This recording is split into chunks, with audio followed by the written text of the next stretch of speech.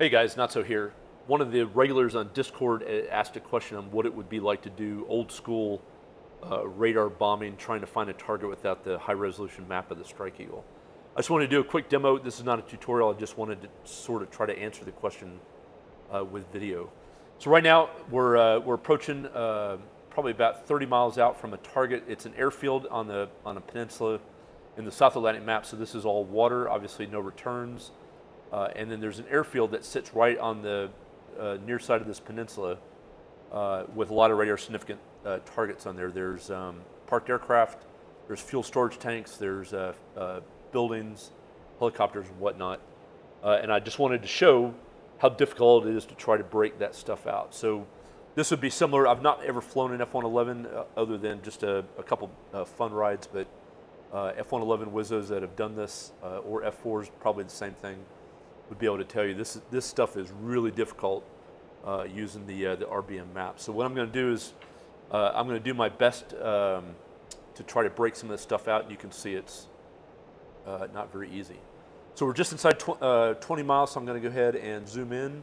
So again, the airfield is this blob of high radar returns right here. So normally what you do is once you identify that you were in the correct target area, you start narrowing your scan, so going into half scan, just to verify that we didn't bite off on the wrong target. You'd be doing a lot of things like playing with the brightness and gain, trying to break those targets out. So I'm going to go a little bit of brightness down just so I see the significant targets. And now that I know I'm looking at the right stuff, I'm going to go into, I'll go ahead and go to air-ground master mode, and we'll see if we can scan in even a little bit more. So now I've got the highest rate of return here. I'd play with the antenna elevation.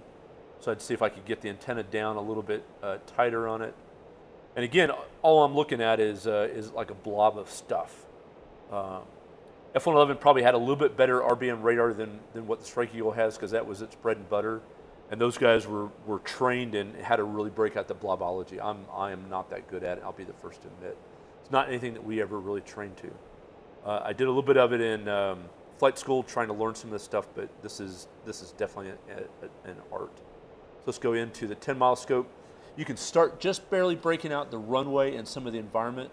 So notice, I mean, we are at 4 miles on a low level, and we barely have time to really see much. I'd probably try to start turning some of that stuff down.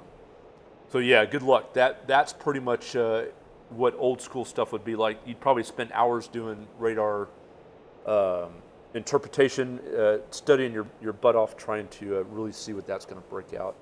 And again, this was really an art that those guys had perfected, where they could break stuff out.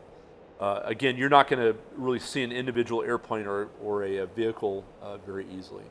So I'll go ahead and stop here. I'll do another demo side by side so you can see what the difference would be in the air-ground map. So I'll go ahead and show you that here in just a second.